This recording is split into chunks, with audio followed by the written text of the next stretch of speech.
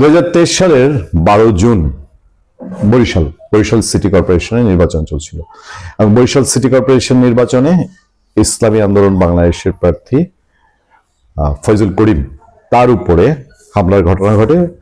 ফয়জুল করিম তিনি অভিযোগ করেছিলেন যে আওয়ামী লীগ ছাত্রলীগ তারা তার উপরে হামলা করেছে এবং তিনি বরিশালের পুলিশ কমিশনারের কাছে গিয়ে সেটা বিচার দিয়েছেন এবং এই ছবি মুহূর্তের মধ্যে সারা দেশে ছড়িয়ে পড়েছিল এবং সবাই ধিক্কার জানিয়েছিল যে ওই ইলেকশনে বিএনপি অংশ নেয় না। ওই ইলেকশন নিয়ে অনেক তর্ক ছিল, অনেক বিষয় ছিল যে ইলেকশন কেমন হবে।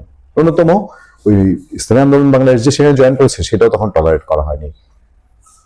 তাকে প্রার্থীকে মেরে একেবারে একজন প্রার্থীকে মারা, এটা যে কোনো নির্বাচনে কিন্তু মানুষ খুব সিরিয়াসলি নেয়, সারা দেশের মানুষ দেখলো। এবং এইসব ঘটনা বাংলাদেশে আরো নির্বাচন যে সরকারের অধীনে নির্বাচন এটাকে খুব প্রশ্নবিদ্ধ করে ফেললো এবং কেয়ারটেকার গভর্নমেন্টের দাবিটা আরো জোরালো করে তুললো। কিন্তু তারপরে তৎকালীন সিইসি কাজী হাবিবুল আওয়াল তার রিয়াকশনটা আপনাদের মনে আছে? উনি কি ইন্তেকাল করেছেন? না না, উনি কি আপনার কতটা, আমরা যেটা দেখেছি ওনার কিন্তু রক্তক্ষরণটা দেখিনি, যতটা শুনেছি ওনাকে শুনেছি যে ওনাকে হাবিবুল আওয়াল যখন এই রিয়াকশন দিলেন, ঘুষি মেরেছে, চারদিকে একদম ছিছি পড়লো, সবাই তীব্র সমালোচনা করলো তৎকালীন সিইসি হাবিবুল আওয়ালের এবং এর জবাব দিতে দিতে ত্রাহি অবস্থা, সরকারও অপদস্থ অবস্থা তৎকালীন সরকার। এইবার সারা দেশের মানুষ যখন তটস্থ, সারা দেশের মানুষ যখন উৎকণ্ঠিত যে একটা তরুণ যুবক হোক তার রাজনৈতিক আদর্শ যাই হোক না, সেই তরুণের তরুণ যুবকটি ঢাকার রাজধানীতে রাজপথে দিনের বেলায় তাকে প্রকাশ্যে একেবারে ট্রেন্ড কমান্ডো স্টাইলে তার মাথার খুলিটা উড়িয়ে দেওয়ার চেষ্টা করা হলো, গুলি করা হলো, মাথার খুলি একদিক থেকে আরেক দিকে বের হয়ে গেল। সেই ঘটনায় সারা দেশের রাজনৈতিক অঙ্গন যখন উত্তপ্ত, প্রার্থীদের নিরাপত্তা, মানুষের নিরাপত্তা, এগুলো নিয়ে আলোচনা, একে অন্যকে দোষারোপের রাজনীতি, সেই সময় বাংলাদেশের এখনকার নির্বাচন কমিশনার সিইসি তিনি কি বলছেন? আইনশৃঙ্খলা অবনতি হলো কোথায়? একটু মাঝে মধ্যে দু একটা খুন খারাপি হয়, যে হাজির একটা ঘটনা হয়েছে, আমরা এগুলো বিচ্ছিন্ন ঘটনা বলে মনে করি। আমি নিজে থেকে আর কোনো মন্তব্যে যেতে চাই না। আপনার পত্রপত্রিকায় এসেছে ইনকিলাব মঞ্চের আহ্বায়ক ঢাকা ৮ আসনের সম্ভাব্য স্বতন্ত্র প্রার্থী শরীফ ওসমান হাদির উপর গুলি চালানোর ঘটনাকে বিচ্ছিন্ন ঘটনা হিসেবে উল্লেখ করেছেন প্রধান নির্বাচন কমিশনার এএমএম নাসির উদ্দিন।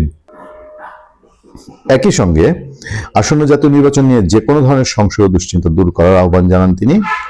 গুলশানে একটা অনুষ্ঠানে বলছেন যে নির্বাচন আয়োজনের জন্য নির্বাচন কমিশন সম্পূর্ণ প্রস্তুত এবং নির্ধারিত সময়ে নির্বাচন অনুষ্ঠিত হবে। আইন শৃঙ্খলা পরিস্থিতির অবনতি প্রসঙ্গে তিনি বলেন, আইন শৃঙ্খলা অবনতি হলো কোথায়?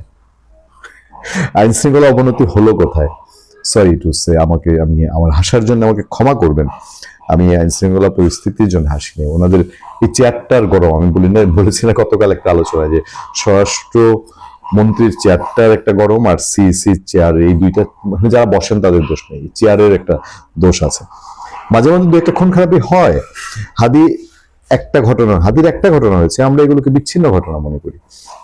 সিম্পল ব্যাপার। ঢাকা শহরে বছরে একটা দুইটা যদি এরকম দিনে দুপুরে রিক্সা দিয়ে জুমার নামাজ পড়ে যাবে, আইসা কমান্ডো স্টাইলে মাথার মধ্যে পিস্তল ঠেকায়, যদি 2 কোটি 3 কোটির মানুষে একটা দুইটা নাই পড়ে, তাহলে এইটা তো মাঝে মধ্যে হবেই। এটা কোনো বিষয় নাকি? আপনারা কি বলেন এসব? অযথা টেনশন করেন। এই ধরনের ঘটনা তো সবসময় ছিল, আগে ছিল, এখনো হবে। আগে কি আসনুল্লাহ মাস্টার খুন হয়নি? ঠিক তো, হ্যাঁ, আওয়ামী লীগের সময় ব্রাশ ফায়ার করে আসনুল্লাহ মাস্টারে খুন করে ফেলছে, তখন করছে, এখনো করবে। আগে করছে, তখন আপনারা কই ছিলেন? তাই না? সিসি যেহেতু বলছেন, হ্যাঁ, এরকম তো অনেক আগেও হয়েছে। একটু ব্রেকেটে আমার সামনে যে নিউজটা পড়ছি না ইত্তেফাকের, সেখানে ব্রেকেটে আবার লিখেছে হেসে, আমরা ভিডিও আছে। সিসি আর বলেন ঘটনা তো অনেক আছে। আমাদের কিবরিয়া সাহেব former final foreign minister, foreign minister Kibria সাহেব খুন হন নাই? ইলেকশনের সময় এই ধরনের ঘটনা বাংলাদেশে হয়, এগুলো নতুন কিছু। আমাকে একজন ফোন দিয়েছিল, বুঝছেন? তাই বললাম, আরে ভাই, তাই তো শোন, এগুলো ঘরের ভেতরে বলা যায়, ঘরের ভেতরে আড্ডায় বলা যায়। ওই চেয়ারে বসে বলা যায় কিনা, ওই চেয়ারে বসলে বোধহয় মানুষ ভুলে যায়, আমি ঠিক জানি না। আমরা এখন শান্তিতে চলাফেরা করতে পারতেছি।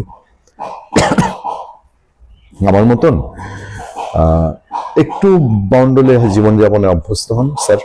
আমি রাত 2টা-3টায় আমার স্ত্রীকে নিয়ে, আমার কন্যাকে নিয়ে আমি মন চায় মিরপুর থেকে আমি ওই চাংখার পুলে গিয়ে আমি বট ভাজি খাবো আর গরম লুচি বা পরোটা খাবো। হ্যাঁ, খুব পেরেছি। 2001 সালের পর থেকে পারতাম।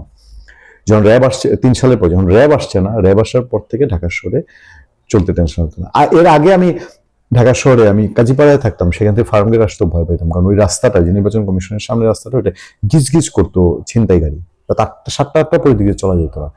কিন্তু 2003 সালের পরে আমি আবার ওই রাস্তায় রাত 12টা 1টা 2টায় চলতাম, এই কিছুদিন আগে পর্যন্ত। এই যে 24 সালের 5 আগস্টের আগে পর্যন্ত আমি চলছি ওদিকে, কেন যেন ভয় লাগতো না, কারণ আমরা দেখতে পরীক্ষা করে দেখেছিলাম যে ছিনতাইকারী অত একটা টেনশন নাই, ছিল একটু একটু ভেতর দিকে, গভীরের দিকে, অত টেনশন নেই।